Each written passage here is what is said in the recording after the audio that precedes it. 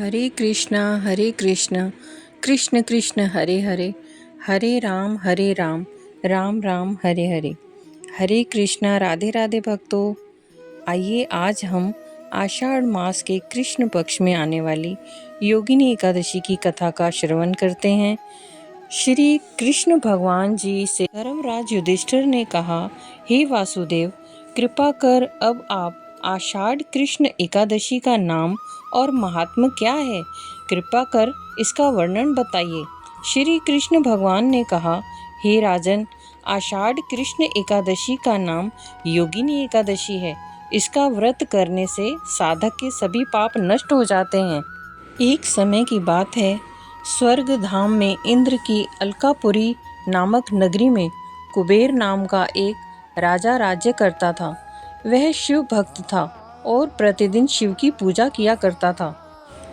उसके यहाँ हेम नाम का एक माली शिव पूजन के लिए फूल लाया करता था। एक दिन माली फूल लेकर राजा के भवन में न जा सका। उधर राजा कुबेर मंदिर में बैठकर शिव पूजन कर रहे थे। राजा दोपहर तक उनकी राह देखता रहा। जब माली दोपहर तक भी पुष्प लेकर राजा कुबेर के पास नहीं पहुंचा, तो अंत में उसने सेवकों को आज्ञा दी कि कोई जाकर हेम माली के न आने के कारण का पता लगाओ। तब सेवकों ने पता लगाया और सेवकों ने आकर राजा से कहा, हे राजन, वह तो अपनी पत्नी की काम वासना में आसक्त पड़ा है। सेवकों की बात सुनकर राजा कुबेर की आंखें क्रोध से लाल हो गई। उसने तुरंत ही हेममाली को बुलवाया। हेममाली कांपता हुआ उपस्थित हुआ। राजा कुबेर ने कहा, अरे पापी, अरे कामी, तू परम पूज्य शिवजी महाराज के पूजन में विघ्न डाल रहा है। तूने पूजन की अवहेलना की है और पूजन का महत्व नहीं समझा।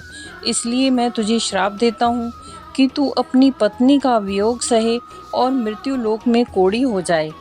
कुबेर के श्राप से हेममाली का उसी क्षण स्वर्ग से पतन हो गया। वह उसी समय पृथ्वी पर गिर गया।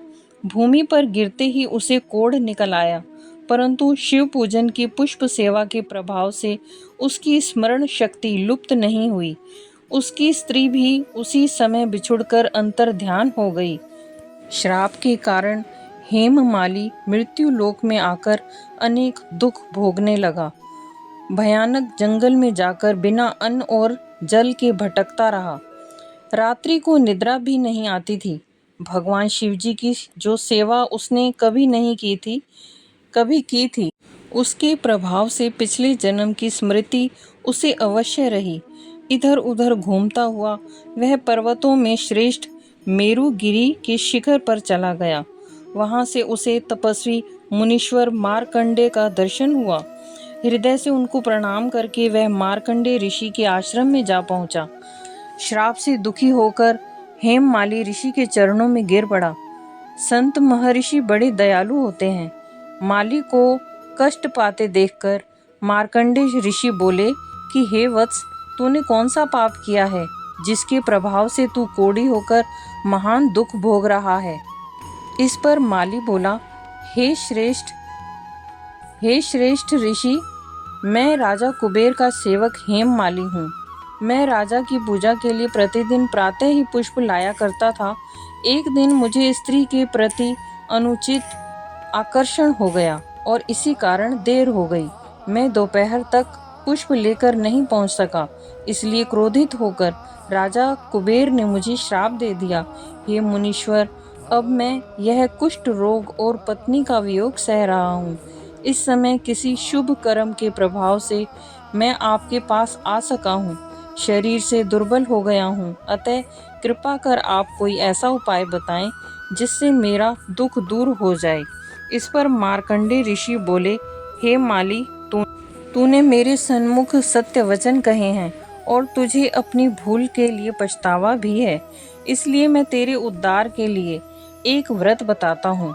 यदि तू आषाढ़ मास के कृष्ण पक्ष की योगिनी नाम की एकादशी का विधि पूर्वक व्रत करेगा, तो व्रत के पुण्य से तेरे सब पाप नष्ट हो जाएंगे, कोढ़ निश्चय ही दूर हो जाएगा तथा पत्नी से पुनः मिलन हो जाएगा।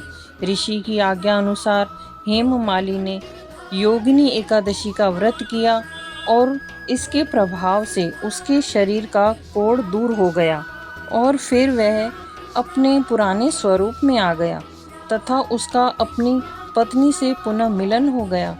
हे राजन, यह योगिनी एकादशी का व्रत उपवास अनेक यज्ञ करने के बराबर फल प्रदान करता है। हरे कृष्णा। यह कथा श्री ब्रह्मवैवर्त पुराण से ली गई है। फलाहार इसमें आप कर सकते हैं। इस दिन मिश्री का सागर लेना चाहिए।